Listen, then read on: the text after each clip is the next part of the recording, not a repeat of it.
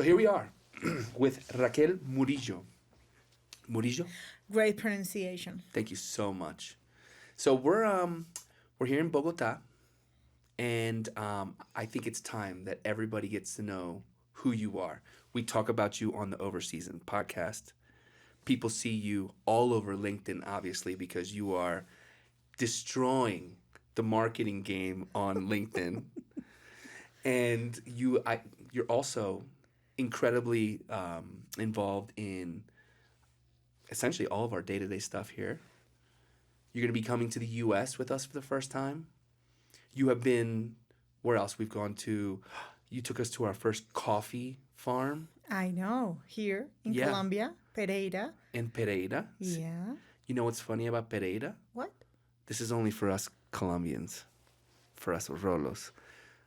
I was saying Pereira. Were you saying Pereira? When did you start saying that? I don't know why, but I was saying Pereira, and somebody you know laughed about it because she's like, listen, a lot of people actually say that because there's a lot of perras. I know. So, please explain that to all of the the English speaker audience. Let's see. Okay, so there's a really beautiful coffee area called Pereira, which is in it's in the coffee axis, I guess, right? We went there and filmed an Overseasoned episode and had a lot of fun. But I got a little bit excited and started to overpronounce the Pereira into Pereira. That is right. Which, in a Spanish kind of, in the Colombian context, instead of saying Pereira sounds like a dog or a... Just say it. Go ahead. Just say it. There's like there's a little bit of like I don't know. I can't say it. Perra. Well, a perra is kind of like a way of saying slutty. Yeah. Yeah. Whorish. Yeah. Okay. Yeah. Okay. You said it, not me. I know. Okay. That's why you have me. Yeah. Thank you so much. Uh-huh. Yeah. So when I was saying Pereira, I didn't know. Is this like an underground joke in Colombia that there's a lot of whores in Pereira? Is this a thing? Yes? I you can admit it. Okay, yeah. Well, they're known as not very well behaved ladies. But you can please have your conclusions or whatever. Right. You can take it wherever you want. Exactly. Right. They lack juiciousness. Exactly. Right? They're not as disciplined in their day-to-day demeanor. Exactly. Right. But that sounds to me like they have fun. Yeah, they have fun. They're beautiful women. Got it. You know, it's great to go to Pereira, and they have excellent coffee there. So they have excellent coffee and they have perras. So if you want to go to Pereira. You know where to go.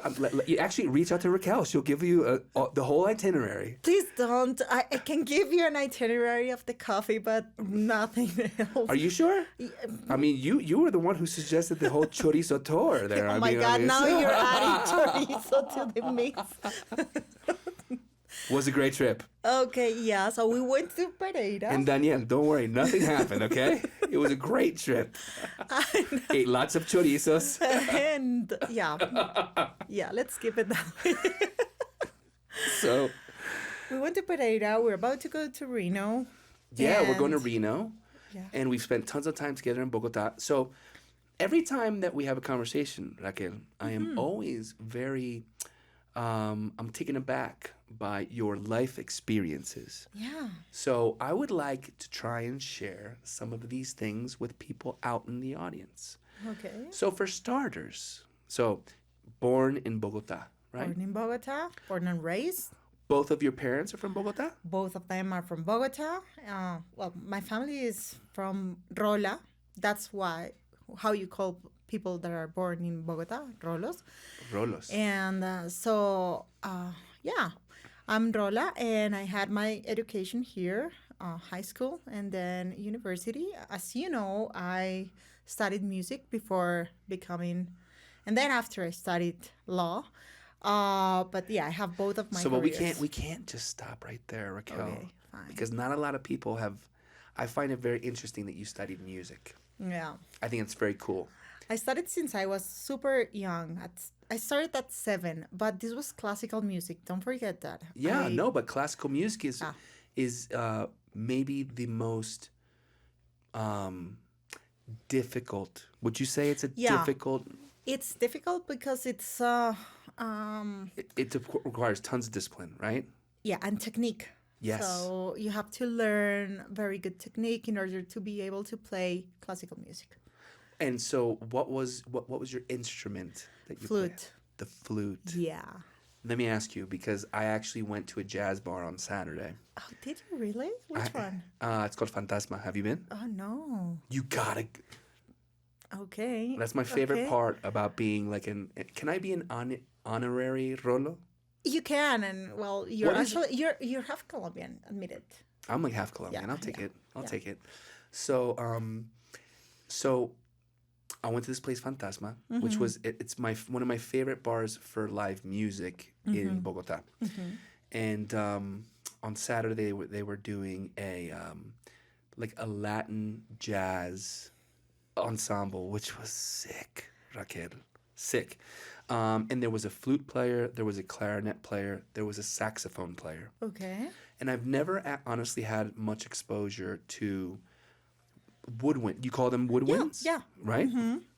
So, you as a flute player, does that mean that you have the ability a little bit to try and play the clarinet, or are they completely different? They're completely different. They you are. you can, but it's not like if you play flute, you have the automatically have the ability to play clarinet or saxophone or oboe. No. None. Okay. Yeah, you have like you have to be when you study music, you have to have a like a major, Okay. right? So my major was flute. How did you focus? How did that one fall in your lap?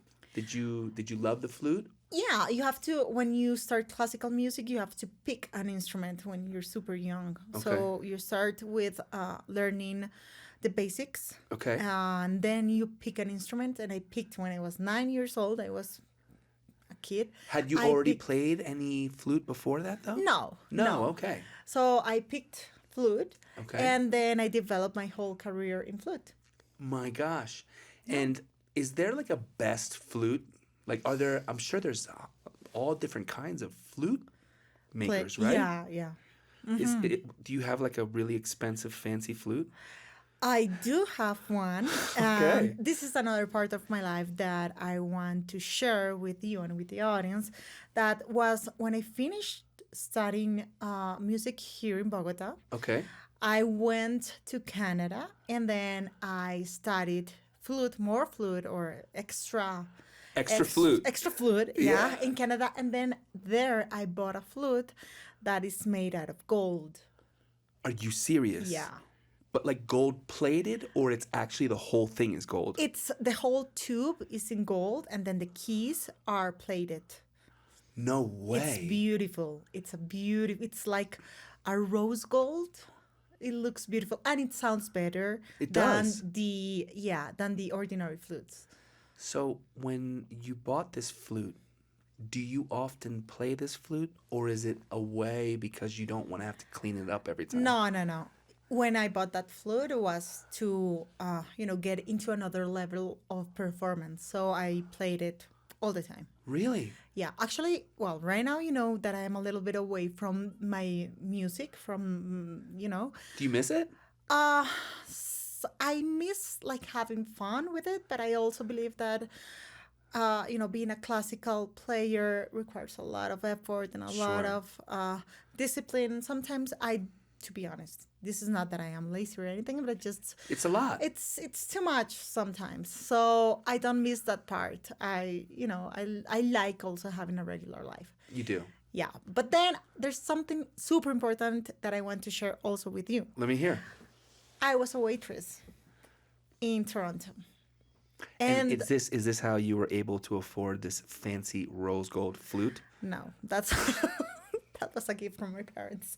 Oh, nice, nice. Yeah, no, that was a way to afford myself in Toronto. Afford a life. Yeah, All right, yeah, so so you studied music, and was your first international experience in Canada? yeah.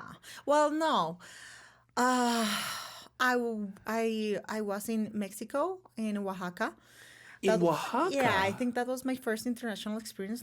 Now that I think about it, And what were you doing in Oaxaca? I was playing in an orchestra No in way. Oaxaca. Yeah, and I played there Come for I on, you think can't be skipping these incredible things. yeah, but I always relate everything with food. So I think in my soul and in my I don't know, in my blood, I have a Yeah, lot of, I'm a foodie. you're a My foodie. heart is Your foodie. food, Yeah. your everything's driven by food. I know because whenever I think about Oaxaca, I think about queso oaxaqueño, And which is Oaxacan, yeah, Oaxacan, Oaxacan. Oaxacan cheese. So the queso oaxaqueño, is that like it's like a fresh, soft white cheese? Yes. And is it crumbly when you put it on stuff? No, No. Is it no. melt more? Yeah, it's more like. Have you tried it now? Listen, it's on my list, Raquel, to go to Oaxaca. Oh, really? I can't fucking believe you were in the Oaxaca orchestra. Yeah, I was in the Oaxaca orchestra and eating like This interview's over. Oh, All right, no, you're way come too fucking on. cool. How could I even continue from here? No, no, no, because it's a great story. This is just the beginning. Of course, it's a great story. So wait, so you were in the Oaxaca orchestra eating Oaxaca cheese. How long were you in Oaxaca? I think it was for three months. How was that experience in the orchestra in Oaxaca? It was amazing because I remember it was a contest to be there. You needed to go over some auditions in order to get into this school of yeah. How old were you? I think I was like 21 years old, Oh my 22, God. pretty much. I would something like that. die to see a video of you in the orchestra. Raquel. Yeah, it was a long time ago. It was fun. It was delicious. I get to meet a lot of people. I was able to meet a lot of people from around the world. This was something that was open to all of the contestants that wanted to be in the How orchestra. cool. Was most of the Oaxacan orchestra people from Mexico, from Mexico? Uh, there was a lot of people from Mexico, of course. Yeah. But there was a lot of people from Latin America and Spain. Really? Yeah, How cool. yeah. Okay, so in at least the rock and roll circles, Felipe, you'll like this. It's often that each of the different players will fill a role, right? For example, like a singer in a rock band is usually the one who is always late, who thinks will always be show up drunk, right? Is also the one who will not be on time for practice because he's flirting with somebody at the bar. Also the one who needs all the attention, right? That's right. Usually like a good show person too. The guitarist is essentially the singer, but with a bad voice. But Ken knows how to, like get people's attention and stuff. Are you describing yourself? No, because I'm a bassist. Oh, I'm not good enough to be a guitarist, so I you a decided to be you- a. I play just- both. Ah, okay. I play okay. both. But when a guitarist is really, really good, I play bass, Okay. right? And so the bassist is usually like in the back. You know what I mean? Like you'll have people on stage. You have like the drummer in the middle. You have the singer right in the front. You have the guitarist like right next to them. And then the bassist, they always put the bassist because they're ugly and can't play guitar. They're like behind the speakers. But they're Behind- cool. People trust them. Maybe they're trustworthy because they have no options in life. You know what I mean? So this is all to say, like everybody plays their role, right? The bassist never gets any credit. And the any- drummer, you're forgetting the drummer. Well, the drummer usually is the cool one, but is like the mysterious one. You know what I mean? Like brings the energy, always has the shirt off, is crushing it. but like never says anything, just like comes off stage and he's like, you know what Yeah. I mean? That's the Yeah, I think drummer, you nail it. right? Yeah. Mm-hmm. So what's a flute person in the orchestra? Okay, so the flute, it can be someone that it's very organized. Okay, Yeah, on time. okay, not like Uh, a singer. Not like a singer. Okay, But I have to say that people that play in orchestra are super. Most of them are or disciplined. organized, disciplined. But yeah, the flute players are a little bit more. They're on time, super scheduled, organized, and yeah, Is there usually just if you have an orchestra? Is there usually just one flute person? usually there are three. There's three. Yes, Is there a lead flute? yes. First flute, second flute, and piccolo or third flute. Whoa. Yeah. Have you been a first flute? Yes, I've been a first flute, but you have to win a Sorry, contest. guys. This is incredible. Okay, so you've been a first flute. Yeah. Were you nervous the first time you were a first flute? Of course. Yeah, You were? because Okay. you have to play a lot of pieces that have solos Right. on it. More Sí. intricate. And yeah, so the whole audience and the whole orchestra you have to play in front of all of them, and you have to be like the center of attention, and that always gives you a little bit of nervousness. And Raquel, I've always looked at composers, not composers, but the who's the person who's like orchestrating? Director? Okay. Am I crazy? I see the director of the orchestra and I'm like, who the fuck is this guy? Because they're always like, right? And then they're doing that little thing and then they look over them. Like, we know the song. We all know the song, right? But do you really need a director? Yeah. You do? Yeah. It's not bullshit? No, of course it's not Oh, bullshit. God. Listen, I would love, that would be a goal of mine. Okay, let me Is if hear it. one day I had enough money Yeah. that I could like donate to like An orchestra? maybe the Oaxaca Orchestra, I could just be the director for one song just to see if I could do it. Okay. Because it looks to me like it's just like I don't know. No. It's important. It's It important. is. But for sure, we're gonna accomplish that dream. We will? Yeah, of course. Even if it's yeah. just one flute player? Even if it's just one piece or One flute player and one bass player. no, but you have to do it in front of the whole orchestra just to see how important it is, the direct. Really? Yeah. Okay, so it's for real. Okay. It is for real. Okay. Yeah.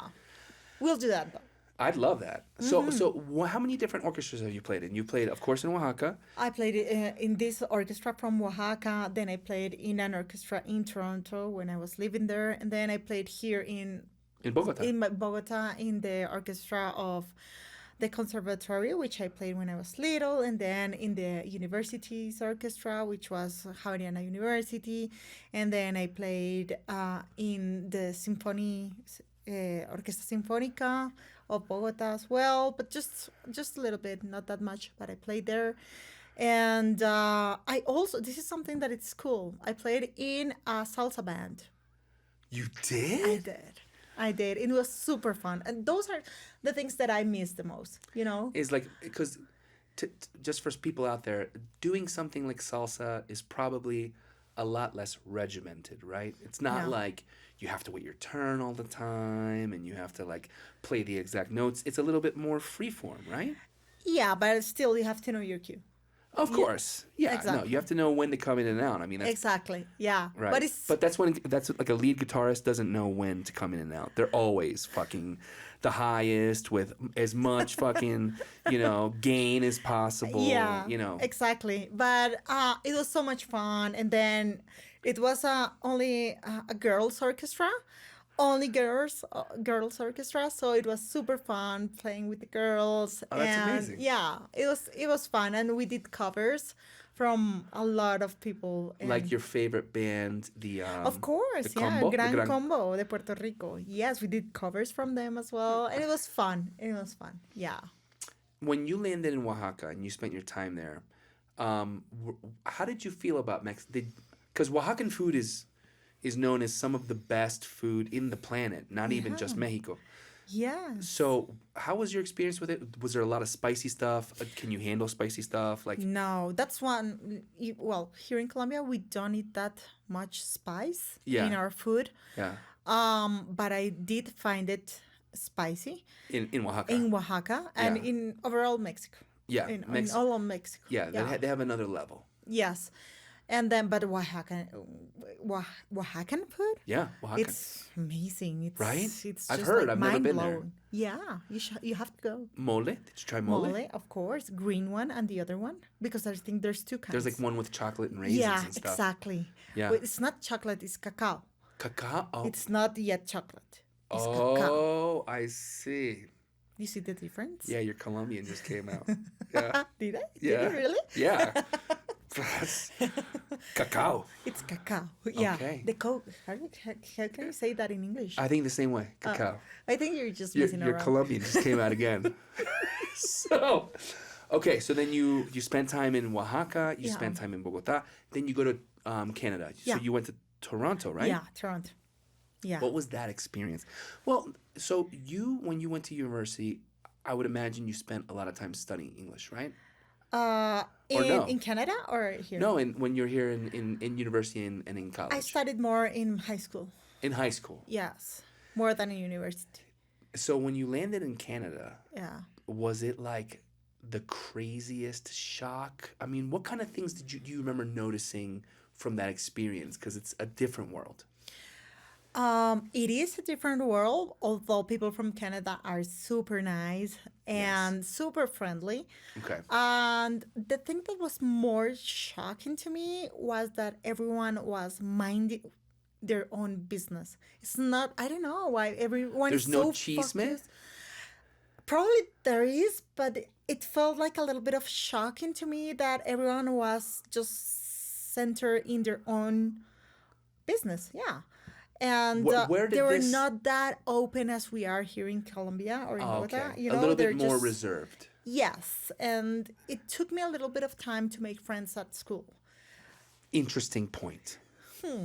This is something we talk about often. Well, between like my Latino friends. Okay.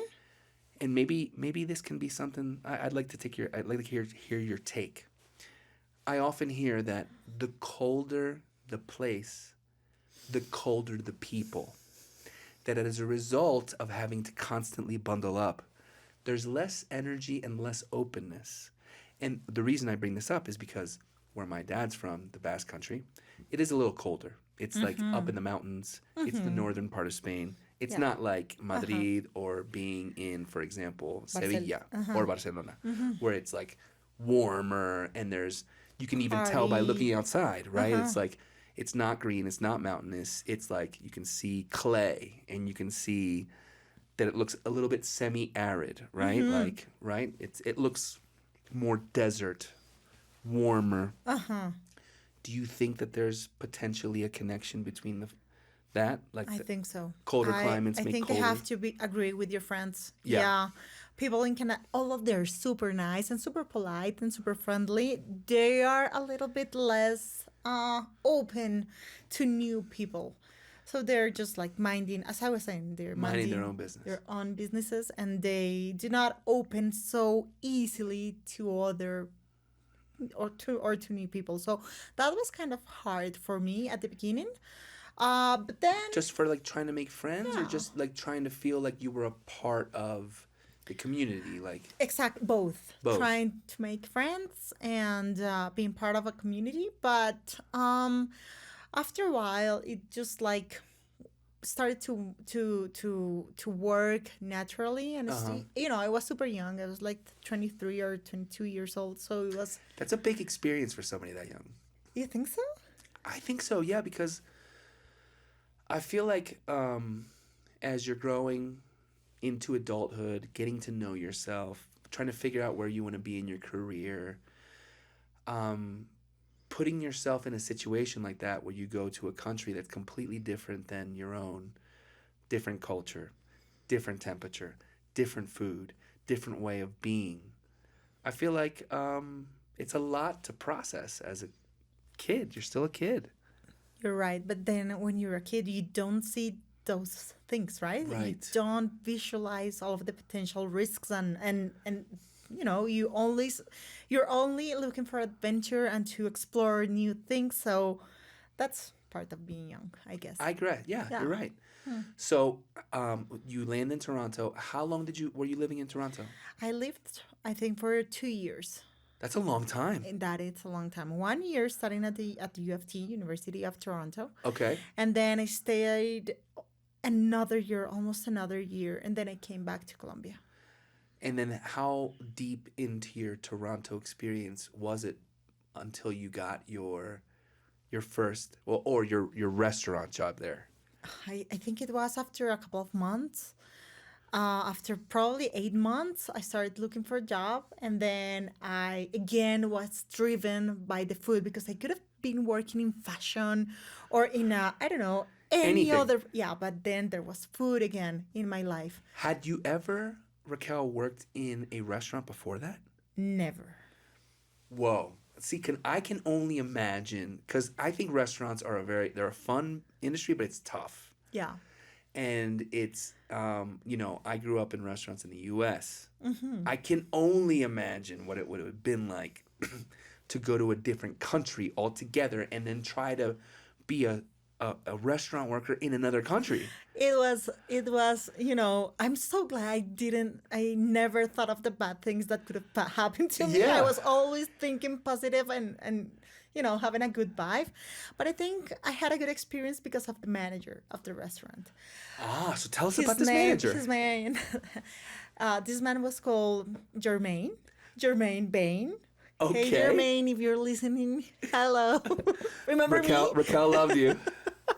He was super nice. He just Yeah? hired me super fast. He just gave me an interview, and I think I applied over Craigslist. I'm not sure. That's when Craigslist was the only way to find a restaurant job. Exactly. So then I went, had the interview, and he was like, "Have you ever worked in a restaurant?" And I was like, "No." You didn't lie? No. Okay, nice. Good job. Yeah, and I was like, "No. Do you think you can do this?" Yes. Like I was thinking, how hard can this be? I didn't know how hard it actually was. Anyways, so I was like, I'm going to start. So the restaurant was called the Corned Beef House. The corned beef. And the chef was called Tony. No way. Just for the people that don't know, Tony Ayatse, it's the my other boss in this company besides X. So it's funny. That is, that's Yeah. amazing. Yeah. You just make sense. Yeah. So when you went to this place, had you eaten there before? Never.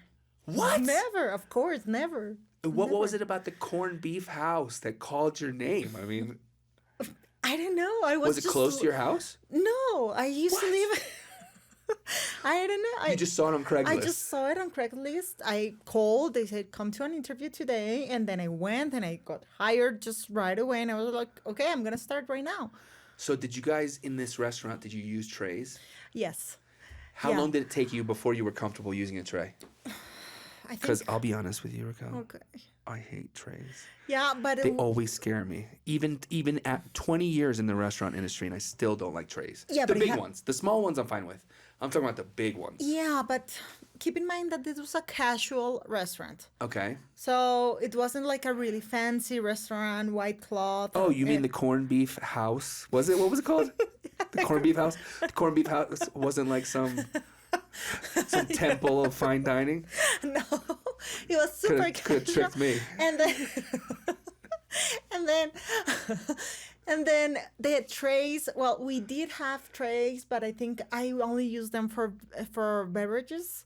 Okay. And then for okay. the plates, they came out hot from the Yeah, from the line, from the kitchen. Yeah, and then we didn't use we handle each one of the plates with your hands. exactly with your own hands. Can you carry 3 plates? I think we can.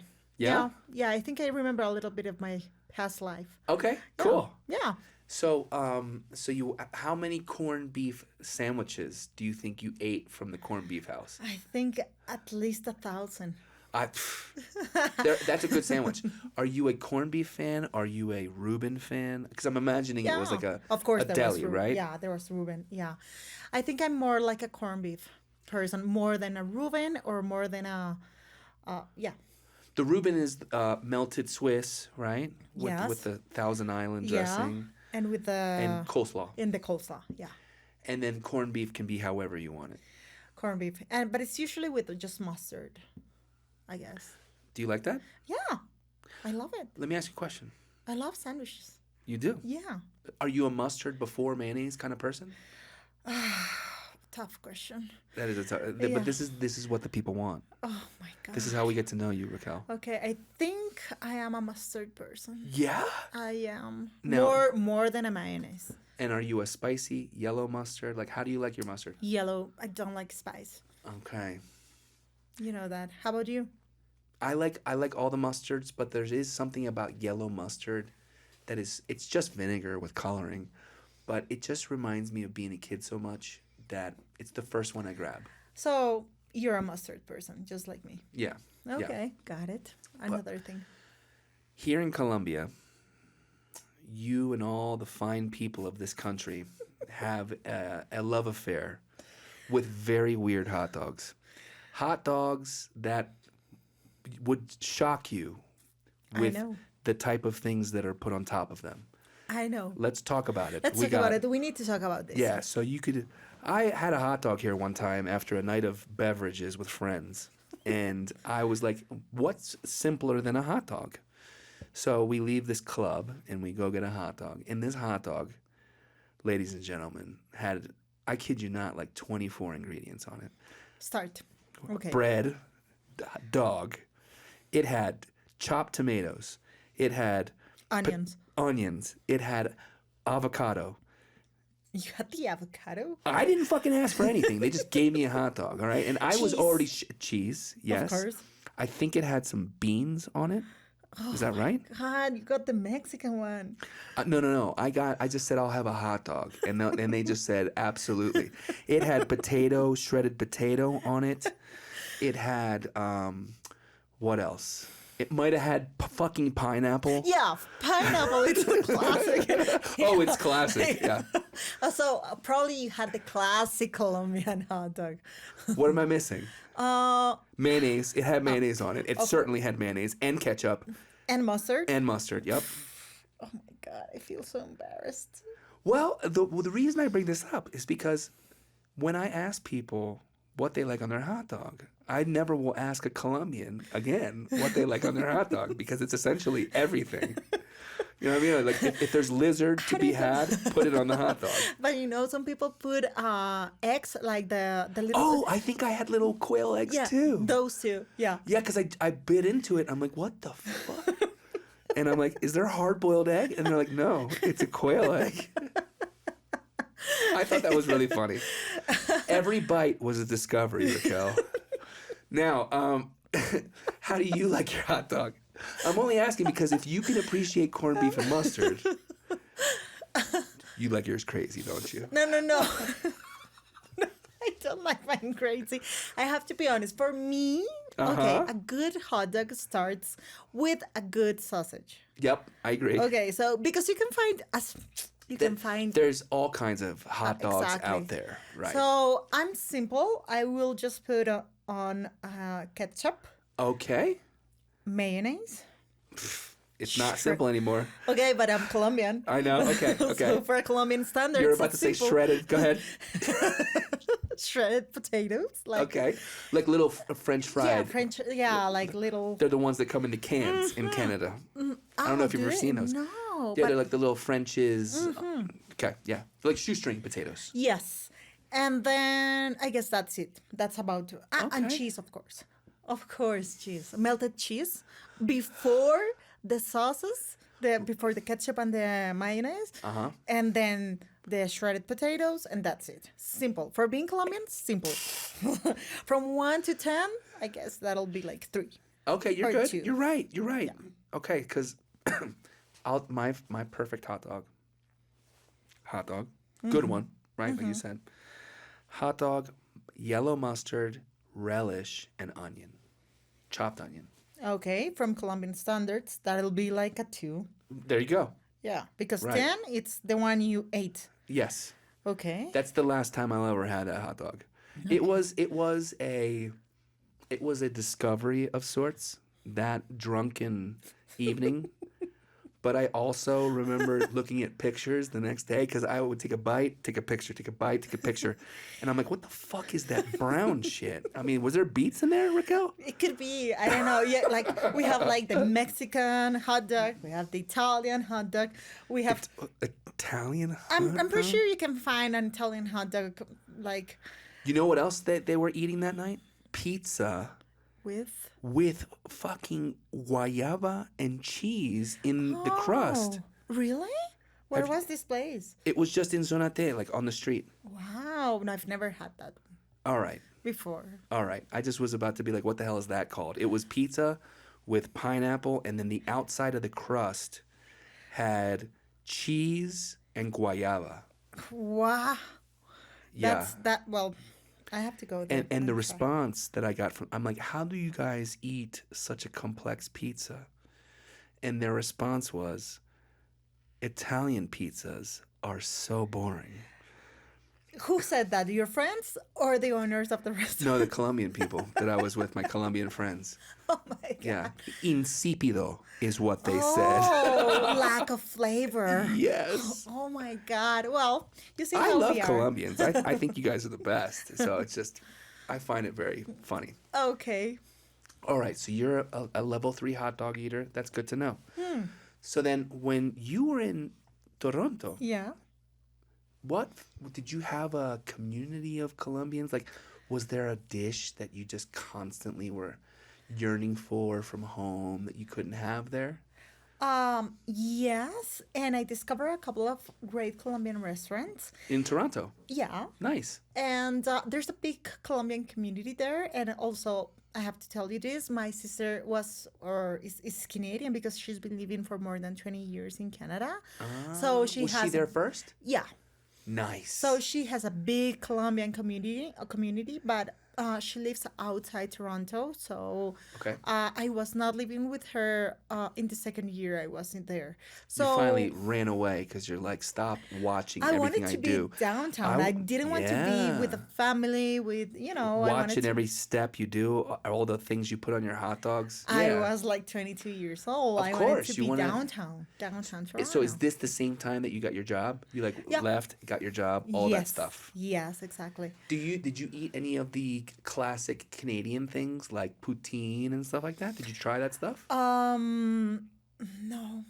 I have to tell you no, but I did eat. Of course, they have pancakes, like really thick pancakes. Have you heard of those Canadian pancakes? Listen, I know for a fact those guys, they have access to the maple syrup, They do. right? They do. They do. And good one. Great. Yeah. I mean, listen, sometimes when I finally had real maple syrup from one of my fancy friends growing up, because I don't even know if my mom ever bought real maple syrup, because Yeah. why would you if you're Latino? But I remember going to a friend's house. And they had the real one. Well, they had Aunt Jemima, right? Which was the classic, right? uh-huh. And I'm like, this is fine. You know what I mean? I didn't get it. I never Mm-hmm. understood sweet for breakfast. It just I never connected with that. Okay. But then I have a fancy friend, John and Sam, miss you guys. I had a fancy friend whose parents were really into cooking. And then I actually tried real maple syrup. And That's another thing. it's a whole nother thing. Then I was like, this is good on bacon. This is good on hamburger. This is good on... And then I understood. I understood why people love maple syrup so much. Yeah, and then the thing of Toronto is that it's such a big city full of different cultures that you can find a lot of different food. What kind of stuff did you try there that you'd never gotten a chance to try in Bogota? Like real Asian food, Uh-huh. Thai food. Yes. But the real one, right? Right. Made by people that really know how to cook it. Right. And then I think I also got a big impact on Greek food. Cool. I think this is like my memories. And then what else? Let me see. No, I think the Asian food was the one I remember the most Cool. of being in Toronto. And of course, the corned beef sandwich. And the corned beef sandwich. Now, when you were working as a server, a waitress or server, right? How long did you last in that position? I think a year, pretty much. How was the staff? Were they like welcoming to you? Did they haze you a little bit?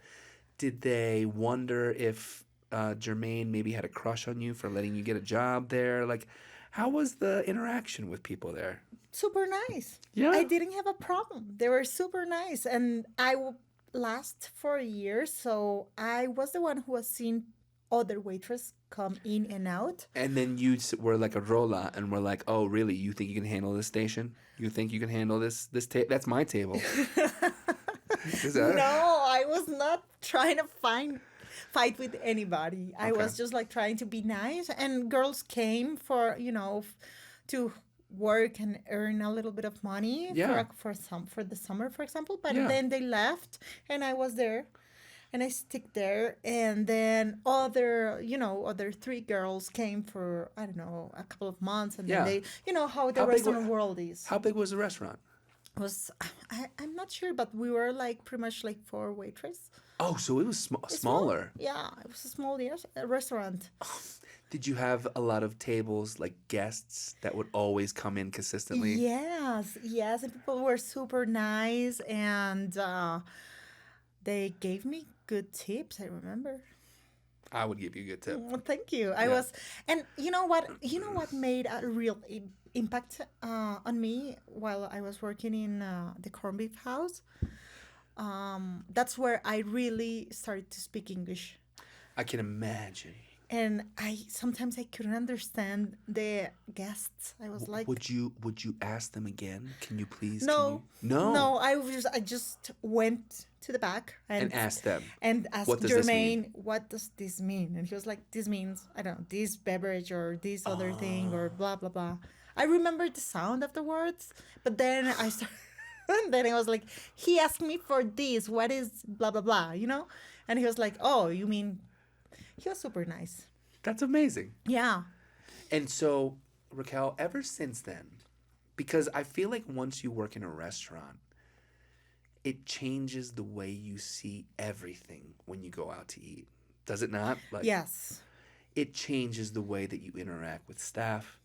It changes your understanding of when a server's busy. Yeah. You know when somebody at the front desk doesn't give a shit. You know when somebody forgot to put something in. Like, it gives you a whole different perspective, right? Yes. So from that experience, you never worked in a restaurant. Do you feel like now going out to eat, you can still kind of read between the lines of what's happening within the restaurant? I think so. Yeah, because you have the experience and you learned, but I worked such a long time ago that things might have changed. Of course, Yeah. it's always changing. But it's Yeah. still like it's still one of those things. Like for example, when it's a very busy restaurant, and a server comes over and is like, "I'll be right with you." I'm like, "You're getting your ass kicked, huh? No problem. I'll be right here." Yeah, yeah, and also you feel like the good energy of the people that is serving you, and yeah. So another thing I think that people might find very interesting about you, Raquel, is your deep love for the United States. Oh yes, I love it. Tell me, where do you think this started? Was this something that, as a kid, you loved the I U.S.? think so. I think it all started when I met Disney. What was the first movie that you can remember? No, but when I was actually in Disney World. Oh, wait. When I was young, when I Did was you? a kid. But you didn't meet Walt Disney, did you? No. I was about to say. No, you're no, fucking- no. Okay, but it was the first time you went to Disney was when you were like, When okay. I was like, I don't know, super young, probably like 4 or 5. And then, everything's perfect there. Oh, so you came as a kid to Disney? Yes. So that's where in I Florida started. or in California? Florida. In Florida. Brainwashed from the beginning. Yeah, that's why. Got So it. if you go to imagine yourself as a kid, and then your parents are telling you, we're going to United The States. most special place on earth. And then they take you to the most magical It is magical. place on earth for a kid. Right, because you've Everything- gone back and it's not as magical, right? It could be. You know what's magical? How much they can charge for I a hot know. dog. I know. That's Let's magical. not talk about it. That is magical. Like, are you fucking kidding me? $22 for a beer? Yeah. That's magical. Super magical. I'm like, give me 3. Yeah. And then of course you go there and everything is perfect because they have the ability to make everything perfect. Yes. Yes. Then you start having your brainwash. Everything works good. Everything is perfect. Yes. And then I went Do you for have a favorite character? Did you have a favorite character when you were? the princesses when I was young. Of course. Got it. Like Cinderella? Or no? More like Sleeping Beauty? Sleeping Beauty. Yeah. You know, when you look back at something like Sleeping Beauty, it Oh is a my little God. bit creepy. Why? Why? She's asleep. She's I mean, like, asleep. She's I asleep. know. Like, how am I? Like, you're teaching me as a kid growing up that it's No, okay to I know walk where up you're to, going. You know I what know mean? where you're going. Sleeping Beauty. Let her fucking sleep. Leave her alone. That's what it should be called. But still, she's a princess. And when She's a you're, princess. When You're you're right. a kid, you're like, well, anyways. Obviously, as when I was a kid, I didn't go there mentally. It was just more like, I hope somebody saves her. Right? Yeah, and But now I'm like, yeah, but the cartoons from that time were so different from the ones now. Looney Tunes. Did you ever watch those with Bugs Bunny and stuff? Of course. I love those too. Me too. Yeah, but those were not from Disney. Those were not from Disney. Yeah, I'm less of a Disney guy. I'm more of a Bugs Bunny guy. Yeah. I think you can tell. Yeah. Yeah. Yeah. But still, well, that's why I started loving so much United States. So that was your first trip to the U.S. Mm-hmm. Okay. And so if you could go to any place in the U.S. and have a meal anywhere, I'm talking you can go to Chicago, New York, San Francisco, Las Vegas, Miami. And I'm like, all right, Raquel, this is your choice. This is your restaurant. I know one that you've been talking about nonstop, which is not like a restaurant. Oh, yeah, because I've seen so many good stuff that I want to try them. Which one is that? You remember? Bakery. Paris baguette. I'll That's help right. you. Thank you. Yeah, you're welcome. I used to live next to a Paris baguette in really? Philadelphia. Yeah. I'm gonna try. I'm gonna go. We'll make that dream happen. But okay, so if you're gonna eat, let's say you're gonna have like, you got your American meal, like you can have whatever you want. Where would you go? Where do you think? It doesn't have to be a specific restaurant, but it could be like, I'm gonna have this in this place. I think I would try some street food. Really? Yes, in New York, Okay. like Like a hot dog? hot dog, pizza, Okay. and desserts from different locations. Oh, so you Nothing specific. you would build yourself your own little walking tour. Yeah, sandwiches as well. You know, like but street food. But like if you're gonna have a sandwich, Raquel, because I think this says a lot about you as a person. So you better answer this with. Okay, I'm getting nervous now. No, I'm just kidding. So, but what is your sandwich of choice? Like, if you're gonna make a sandwich, Yeah. like, have you had a hoagie before? Do you know what a hoagie is? No, what is that? That's my sandwich of choice. Okay, just Well, explain. but I have two, right? Okay, So, explain both. okay. BLT, you know what a Yeah, BLT is, BLT. right? We used to I love sell a those. BLT. At the corned beef house, right? Mm-hmm. Were they good? Yeah. Did you ever try one? Yeah, All right, they're great. Yeah. they're great. Simple, delicious, but like, okay. So you know what a BLT is. I love BLT. But I'm also a huge fan of a hoagie. And a hoagie, if you're in New York, is usually called a sub sandwich. If you go up to Boston, it's called a grinder. I don't know why, but they do, right? And so it's either a sub or a hoagie. In Philadelphia, they call it a hoagie. Okay, but it's the same.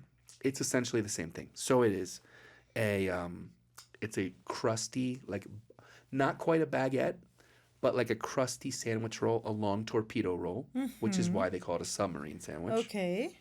And then on top it has usually provolone cheese, Okay. and then a mixture of different Italian meats like soppressata and like mortadella Mm-hmm. and then prosciutto.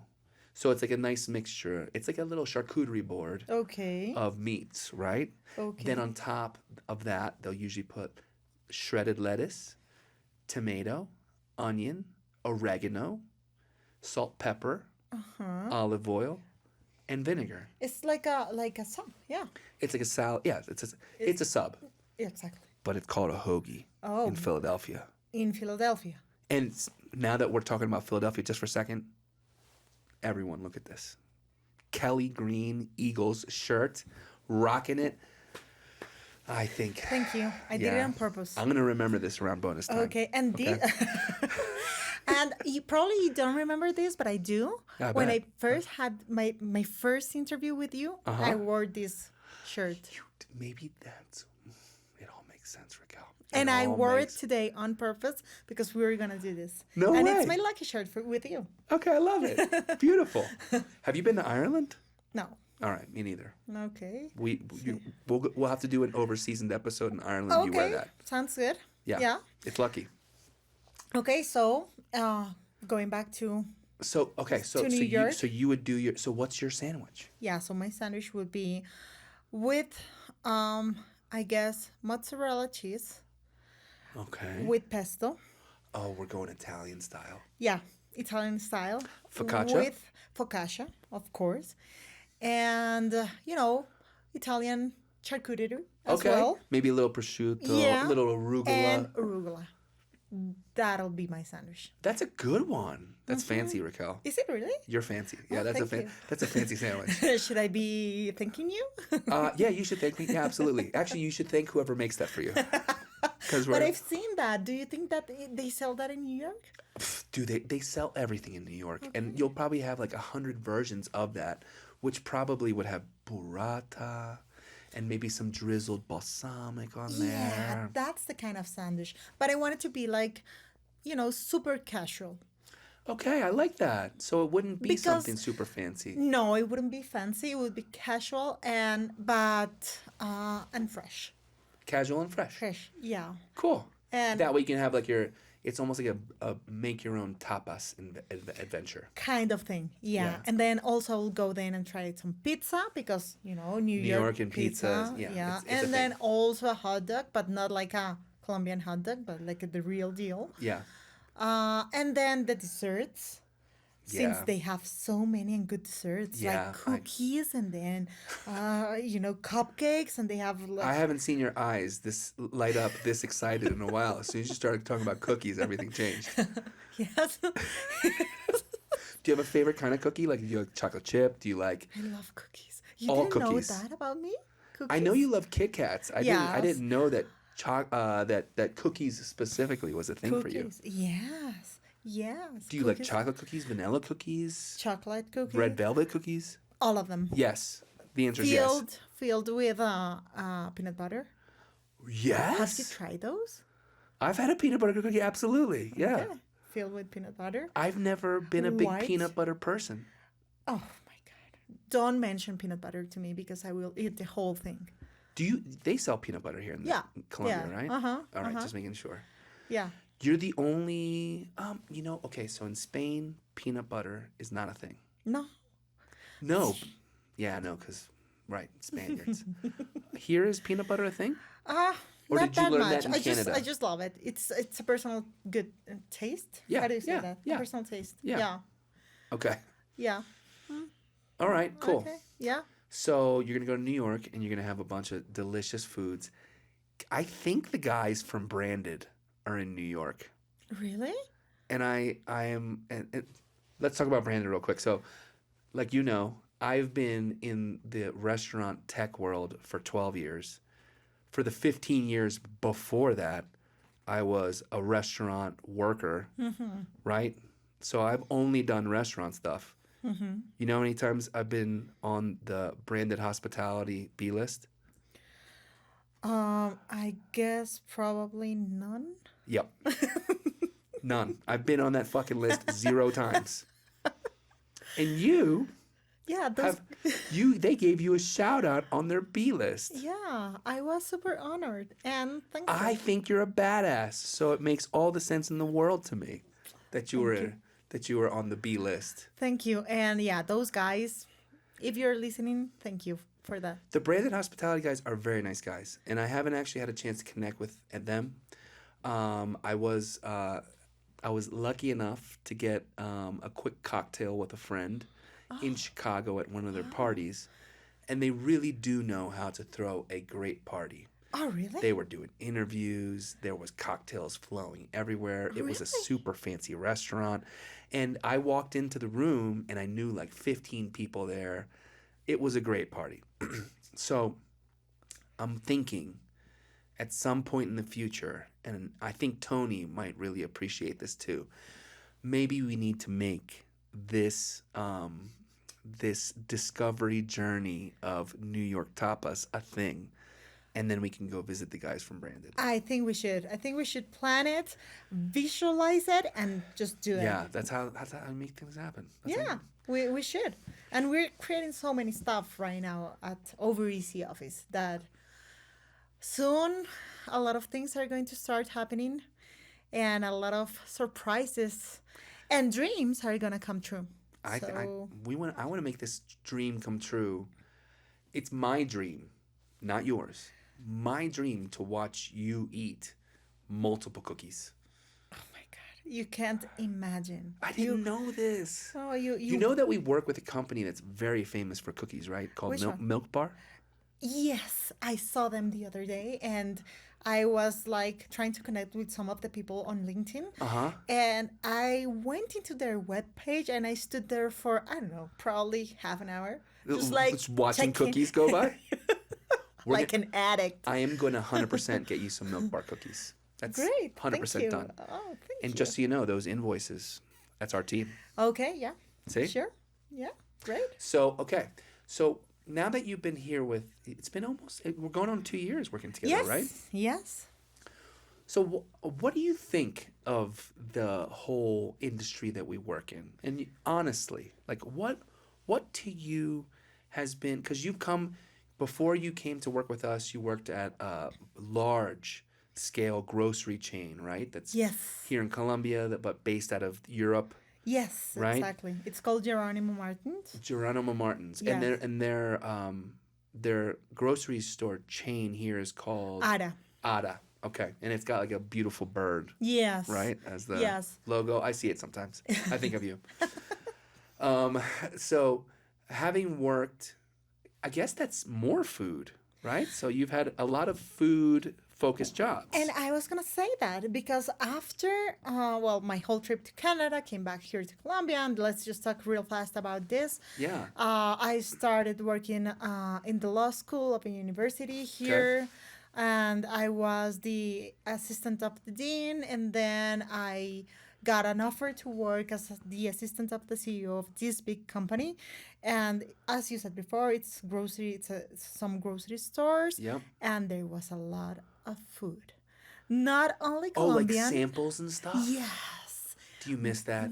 Was that the best part of the job? No, but I really like being around food. Yeah.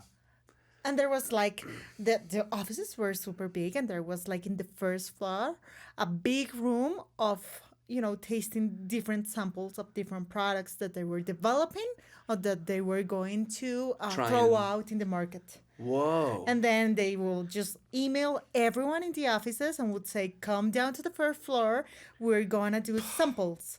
And How then could I compete with that, Raquel? it's not a competition. What am I going to do? Like, hey, everybody, bring your invoices. We'll process those for you. But okay, remember, there's food you like and there's food you don't like. Did you try some weird stuff? Of course. Tell me. If you're Do you gonna try remember? good stuff, you're also gonna try bad stuff. Yeah. So What kind of stuff did you try? What was For your example- favorite? okay, of course. Favorite would be like sweets, cookies. Weird. Yeah. Weird colored sausages. Oh, yeah? Yeah, or I don't know, like ham, like really or probably Oh. I don't know, like tuna, but not the nicest one. Mm-hmm. You know what I mean? So, And then, so or you... baby food. Did you try some baby food? Yeah, yeah. And it's like, And would they want you to like give feedback? yeah, of course, you had to. Oh, Yeah, you had to give feedback oh, I because it's see. like, yeah, it's like real, like a real questionnaire for Right. normal like people. It's a survey. Yeah, it's a survey. Got it. Yeah, so you had to evaluate or do the testing of everything, starting from flavor or the smell of the different Whoa. samples, and then presentation, That's got to be everything. the best part of that job. It was fun. And Yeah. then you had this little card in which the people who were in charge of the samples added some stickers, and then after, if you had a lot of stickers, you gain a prize like movies, like Or some tickets. weird tuna. Here's a can of weird tuna. Thanks for being involved. Suspicious. Yeah, exactly. Yeah, well, I was there again, surrounded by food.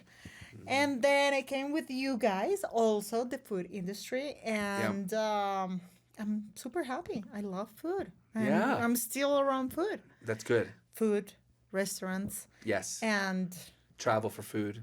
travel for food, trying different foods, Mm-hmm. and doing this whole new adventure Yeah. of, being out there and exposing myself and the company and you and everyone in order to, Get have out real there. commitment. I love with, that. with the audience and with the company and with everyone. Yep.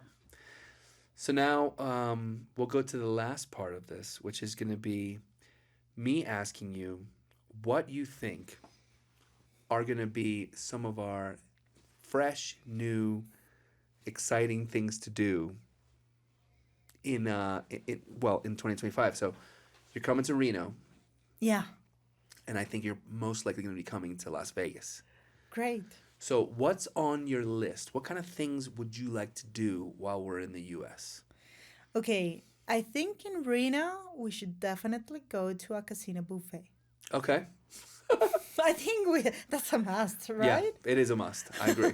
So we're gonna go to a casino. Okay. We'll go to a buffet at a casino. Yeah. Okay. And then in Reno, I'm not sure. Well, I think Lake Tahoe, it's super important as well there. I've never been, Raquel, so this will be my first time. Okay, so it'll be our first time. It'll be our first time. Okay.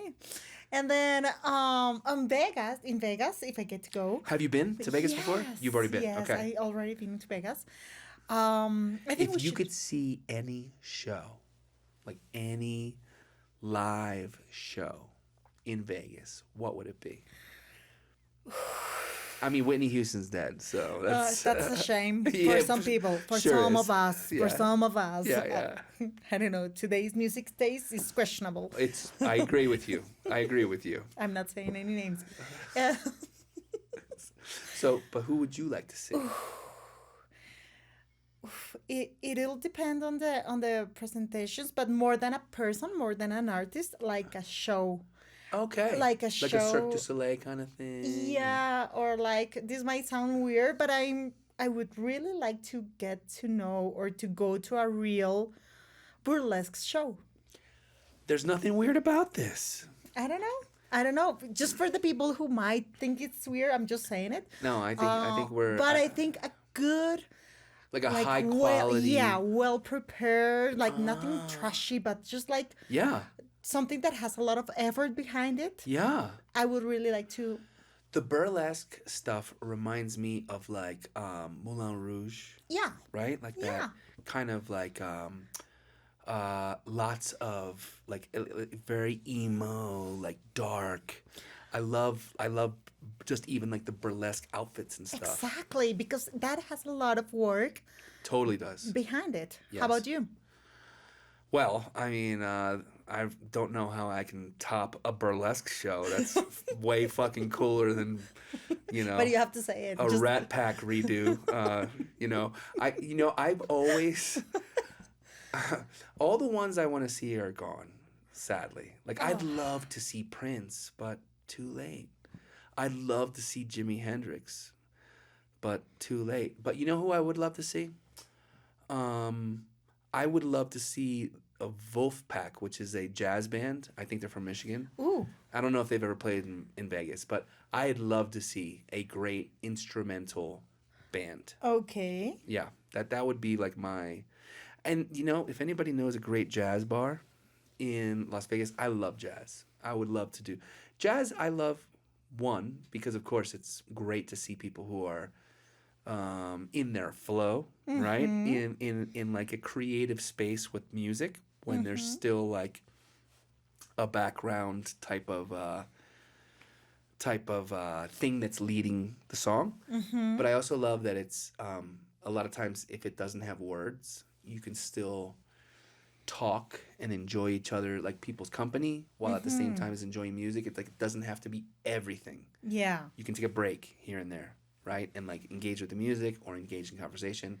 And usually, jazz clubs, which is the same kind of mood. It's like dark lighting, it's moody, Yes. it's relaxing. It's also like it's an intimate environment, Yeah. which I like. Yeah, I agree. I agree. So we should definitely take a look at what's going on in Vegas if we get to go I and have a try to feeling that there'll probably be like a jazz burlesque show.